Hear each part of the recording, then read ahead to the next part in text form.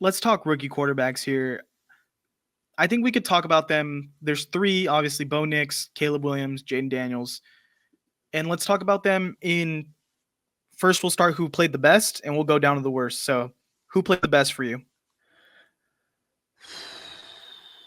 I think who played the most complete game, but also I don't see a lot. Jayden Daniels probably had the best performance, if we're being completely honest. Jayden Daniels had the best performance. He looks like he is moving at a different speed than everyone else on the field. He is so fast. He is so athletic. They just have nothing at wide receiver. They have Terry McLaurin and nothing else. They have Austin Eckler catching passes out of the backfield. And it's like, okay, we've seen 2 years ago that Austin Eckler wasn't fast enough to get this done. Why are we going to trust it now?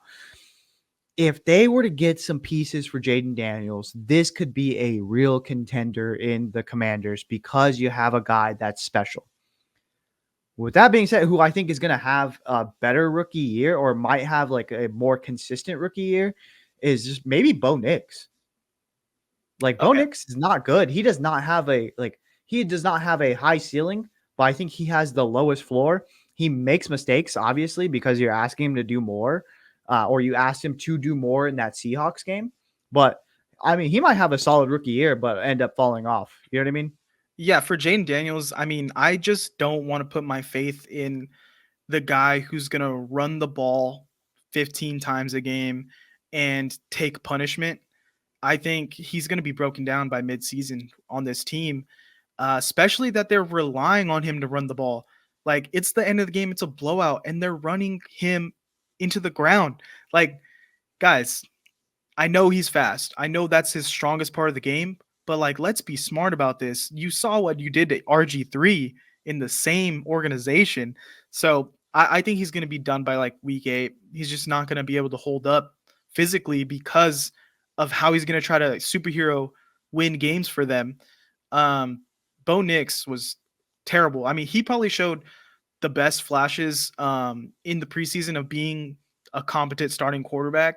I know Caleb had the highlights, but Bo Nix looked like he was going to be just baseline, Vanilla. good quarterback who's going to get the job done, do what you need to do. But he just looked shook out there. He like what is it, the meter on college football? Yeah. Oh, Yeah, it Mo was, Bamba's playing. bro. Mo Bamba's playing. The meter's going crazy. Like, he just couldn't hit a throw. But I mean, the Broncos didn't make good decisions either. They got rid of some receivers. The receivers didn't catch anything out there. The announcers are saying, "Oh no," when Bo is throwing. Before it leaves his hand, the announcer is going, "Oh Oh no." no. He's throwing in a triple coverage. I think it was just a bad game. It was a tough environment. Seattle's defense is really good. The coach is a great defensive guy. Marshawn Lynch is giving him back rubs on the sideline. So here's the thing, though. Like, Geno was terrible in that game too. Yeah. The Seahawks offense has really fallen off. So that was a winnable game for Denver. I know he had one scoring drive, but you need to see him turn it around. You need to see him put something, because then you have a pissed off Jared Stidham in your quarterback room who was not happy for Bo Nix getting the start nod. I think Sean Payton definitely told Jared Stidham it was going to be his job to start the season and ended up going with Bo Nix instead. So if Jared Stidham is in that game, I think he wins it. And that's not saying that Jared Stidham is good or better than Bo Nix, but he's played NFL football before. That was a winnable game, and he would have at least completed some passes. But also, that's why Jared Stidham is like a journeyman quarterback. You know what I mean? Because you couldn't beat out Bo Nix in the training camp. Like, it was, if you really thought, okay, I'm going to go in there and Sean Payton has told you that you were going to be the starter and you lose the job, that's on you, bud. That's not on anyone else. That's on you for not proving that you were the number one guy. And so I'm not mad at it. I mean, realistically, I think of the 3 rookie quarterbacks that started, Bo Nix probably has the potential for the like least exciting career, but the most consistent, because Jayden Daniels, you're right. Running quarterbacks get hurt. We know that it happens. Caleb Williams. Are we gonna get into Caleb Williams' Okay, let's performance? go. Caleb Williams, he was out there Oh. sprinting. That was it. Like, he was just out there jogging. Like, he did nothing in that game, which is good because on the other side, Will Levis had this game wrapped up, gift wrapped, dropped at his front door. All he had to do was open the door and pick it up. And he's over here throwing picks, fumbling. He's on his knees Yeah. on the ground during the most iconic photo of the NFL season already. He's on his knees. Bro, Will Levis threw that game. And I was even going to text you like I told you Titans were going to be good this year because they had that game. Two pick sixes? No, it was A pick six, pick six, a punt and then return. a blocked punt, I Yeah, believe. yeah.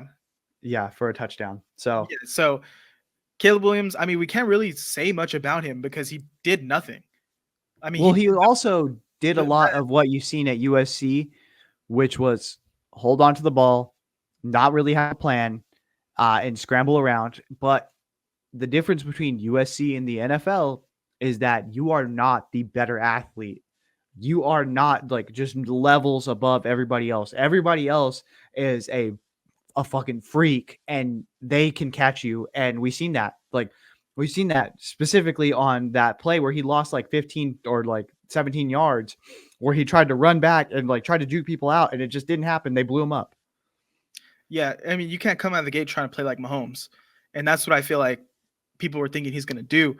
I was guilty. I'm not going to lie. I try to tell you guys, temper your It was me. expectations. But I will say this. Keenan Allen dropped a touchdown. He did. But also, they won the game. Like, end of story, they won the game. He didn't do anything to lose the game. He didn't throw any picks. He really didn't. He just wasn't Will Levis. Will Levis did everything he could to lose that game in the second half. And Caleb Williams just said, cool, I'll take the win. So we'll see what happens going forward. Do you think Justin Fields would have won that game? I think Justin Fields throws some picks. Yeah, you think he does? Nah, just because we just seen Justin Fields beat the Falcons in a very similar game. Yeah. Justin Fields, I don't think he's a starting quarterback in the league. After watching that game, I know we're talking about the rookies here, but Justin Fields is not a starting quarterback in the league. I'm not surprised if they go back to Russell Wilson next week, because that was Justin Fields' audition. He did nothing, and then it's like 3rd and goal. They're running the ball. They're running a read option. Like, you cannot be a starting quarterback in the league if it's 3rd down at the goal line. You're like on the 5, and you're not going to throw the ball. You just have no faith in the guy to throw it.